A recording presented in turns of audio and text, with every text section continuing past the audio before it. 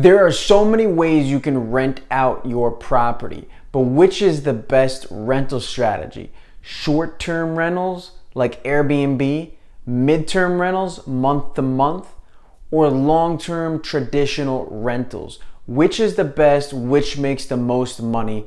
We're going to cover those things and compare all three of them today.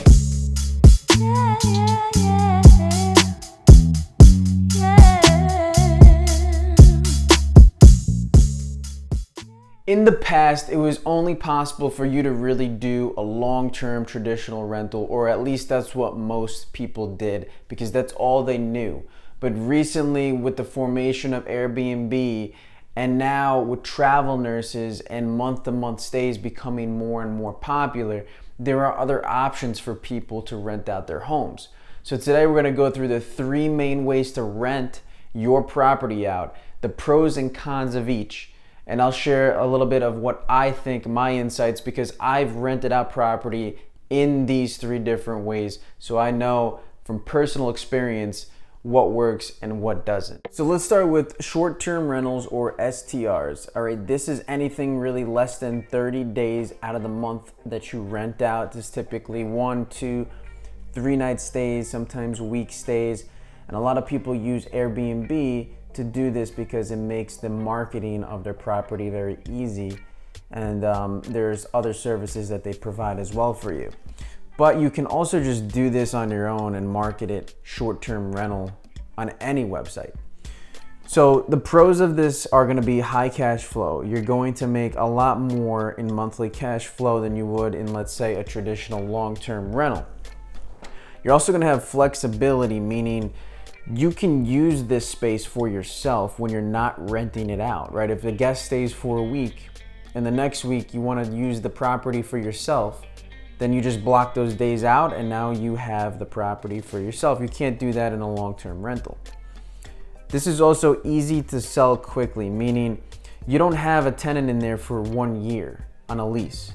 They're there for like a couple of days, and as soon as they leave, that property is vacant as long as you say it's vacant, and you can sell the property if you really need to in a very short notice. You can't do that with a long-term rental. All right, the cons, there's a couple of them here. We have high turnover, meaning there's a lot of cleanings involved. People are coming and going all the time, so it's a little bit more hands-on. You might need a cleaning staff, and that's going to be more expenses as well. The revenue is unstable, meaning it goes up and down. It's a lot of times seasonal based. So in the summers, you might get more money. In the winters, you get less money. You don't know what to expect going forward. When you're on a year lease, you know exactly how much is coming in every single month. Furnishings is another expense that you have to allocate for with a short-term rental. Now you're gonna have moving costs and all of the design costs associated with an Airbnb. There's more maintenance and management because it's almost like running a hotel business. So there's a lot of moving parts and things going on. You're very involved.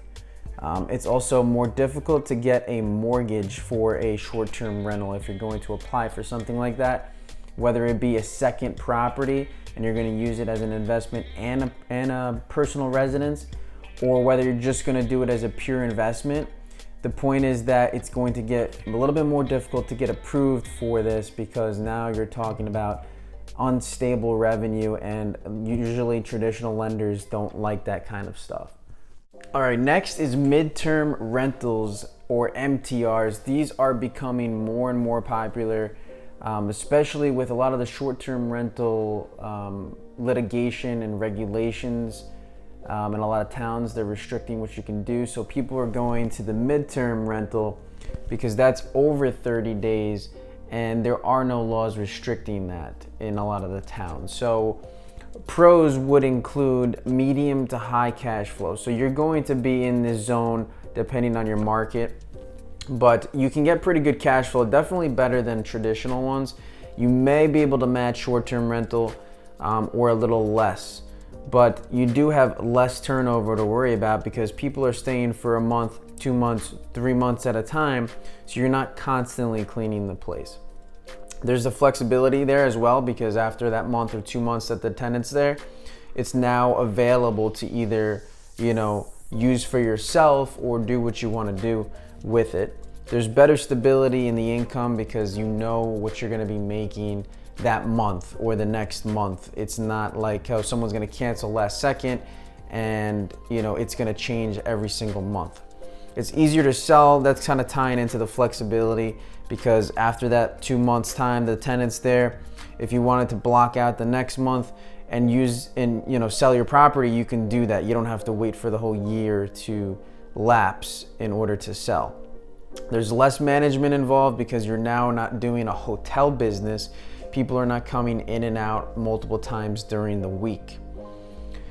Cons include of the furnishings, okay? So we need to pay for that and the moving costs, just like short-term rentals. A lot of people are not going to be doing midterm rentals unless it is furnished, although there are exceptions, but most of the time you need to furnish the properties to get tenants in there, and you can charge more rent with furnishings.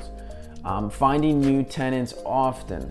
This is difficult in midterm rentals because after a month or 2 months that tenant leaves, you now need to have another tenant lined up for that particular month in order to continuously produce income.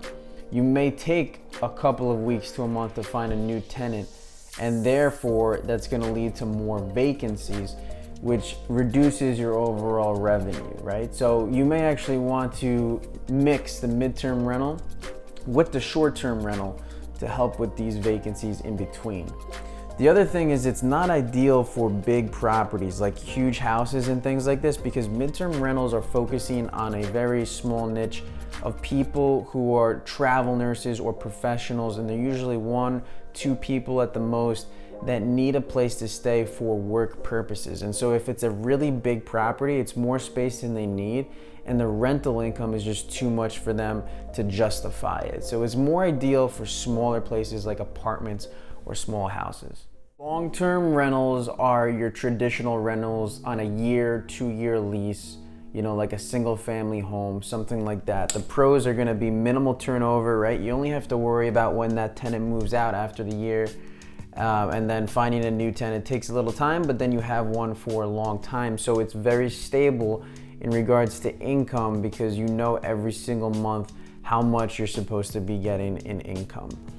The good thing too is there's no furnishings. Usually in a long-term rental, they are not provided, so you don't have to worry about those expenses. There's little to no maintenance. So the small maintenance you will have to take care of are small things like the toilet broke or whatever that may be, but no maintenance in some situations, like when you do a lease option that I've talked about in other videos, where the maintenance is now the responsibility of the tenants. And so that's a huge burden that you don't have to worry about. It's also easier to get a loan than if you were to try to get one for a short-term rental or Airbnb. A lot of the loan products are around long-term rental investment properties, and those are the ones that lenders feel most comfortable with. Cons include low to medium cash flow. In comparison to short and medium-term rentals, you usually can't make as much in monthly cash flow, but you are trading that for the stability, right? So you have to weigh that. But the less flexibility is also a thing, because now you have a tenant in there for a year, possibly 2 years or more. So now it's not going to be something you can just use for your personal use if the tenant's not there, right? It's also not as easy to sell quickly because they're in there for a year. So if I need to sell the property and I'm in financial distress, I can't just do that because that tenant is there legally under the lease terms for possibly a long period of time. The other thing is you're relying on one source of income, meaning one individual or one family is going to be paying the rent for a year or 2 years at a time. Instead of in a short-term rental where you have multiple people coming in and out and you're getting paid by different people at different times. Same thing with midterm rentals. If this person loses their job, you now have lost your rental income for the whole property. So those are your 3 investment strategies you can use.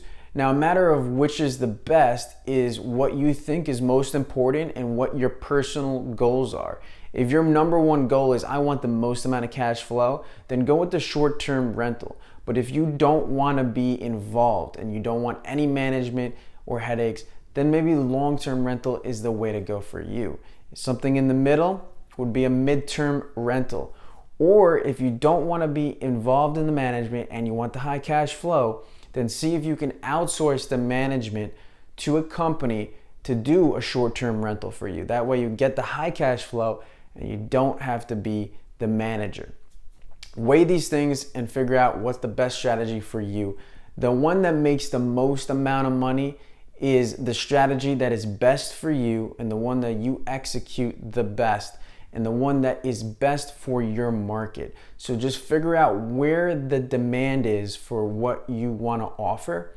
If there's a lot of travel nurses in your area and you live by a hospital, maybe a midterm rental is the most profitable for you. Thank you for watching today's video. Have a great day. Remember, keep going, keep learning, and keep grinding.